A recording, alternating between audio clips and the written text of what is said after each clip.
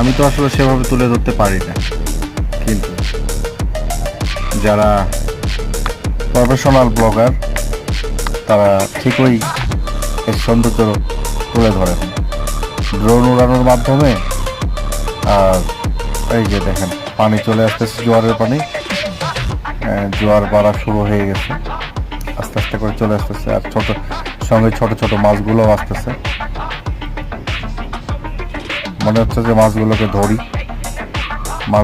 ধরে এখানে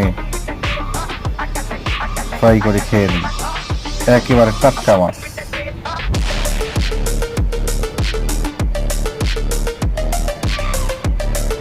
আমরা এবার যে এসেছি, আমরা ঠিক উত্তর বিচটাতে আছি, দক্ষিণ বিচে না। দক্ষিণ বিচে আমরা এমনি ঘুরতে যাব, কিন্তু উত্তর বিচে আমরা আছি।